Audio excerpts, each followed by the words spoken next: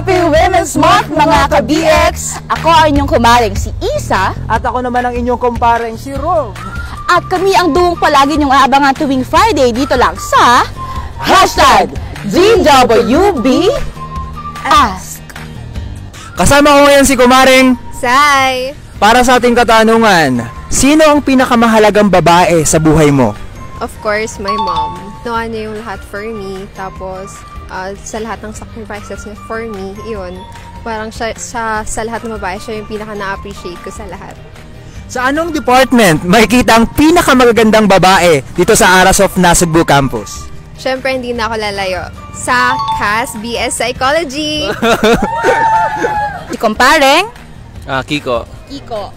Kiko. Sino ang pinakamahalagang babae sa buhay mo? Pinakamahalagang babae po sa buhay ko is yung mama ko. Kasi po is yung gumagabay sa amin at gumagawa po ng mga paraan para po makapag-aral po kami. Kumaring Maridel! Sino ang pinakamahalagang babaeng pinahahalagahan mo sa buhay mo? Siyempre yung nanay ko. Isa siya sa pinakamahalagang babae sa buhay ko. Ang pinakamahalaga. Siyempre kasi siya nagbigay ng life sa akin. Tsaka siya yung sumusuporta sa akin sa araw-araw.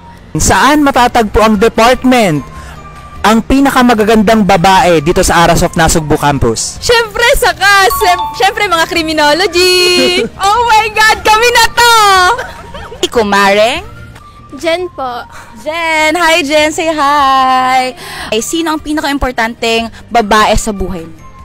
Siguro yung mama ko po kasi, alam niyo na, siya yung yung strength ko din.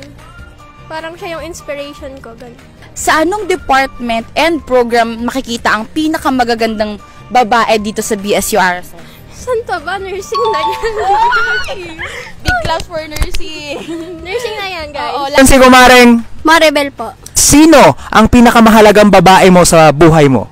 Siyempre, ang nanay ko po. Siyempre po, kung wala po siya, wala din po ako. Oh, wait lang, naiyak ako, guys. Saan matatagpo ang department ng pinakamagagandang babae dito sa Arasof Nasugbu Campus? Ay, siyempre po, sa criminology po. Kumparing John Jacob Station po. ano po? John Jacob Station po. Hello, kumparing John Jacob. Sino ang pinaka-importanteng babae sa buhay mo? Ang nanay ko po. Kasi siya, pinaprovide niya lahat ng kailangan ko kahit na hirap na kami, gumagawa siya lagi ng paraan para mapag-aral ako ang mga kapatid ko.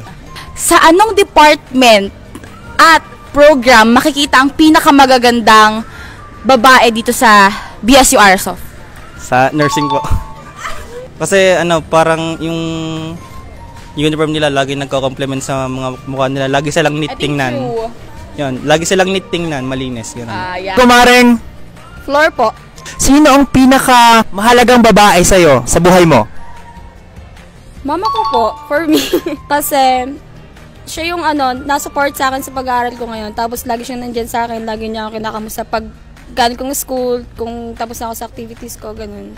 Sa anong department makikita ang pinakamagagandang babae dito sa Arasof Nasugbu Campus? Siyempre, sa CTE.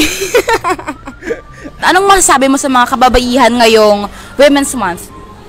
Sana lagi nilang ipaglaban yung mga karapatan nila. Dapat alam nila na yung right nila para hindi sila maabuso ng mga lalaking abusado. Pag silang magpapabaya sa sarili, ilipaglaban nila yung mga karapatan nila, go lang, fight! Iba kasi yung strength ng kababaihan, like hindi sila makakompare sa ibang tao. Like, syempre may mga strength naman yung boys, pero yung strength talaga ng kababaihan, parang all around sila eh. Like, kaya nilang ipagsabay yung yung pag-aalaga ng anak nila, pagtatrabaho, paggagawa ng household chores. Parang nakikita ko din siya sa mother ko, kaya nasasabi ko siya ganun. Continue to love yourself lang, guys. Simple lang ang message ko sa mga kababaihan. Abante, babae. Iyan lamang mga ka-BX. Muli ako si kumaring Isa. At ako naman si kumparing Robert. At ang segment na ito hatid sa inyo ng DWBX 96.5, The Voice and Rhythm of the Sea.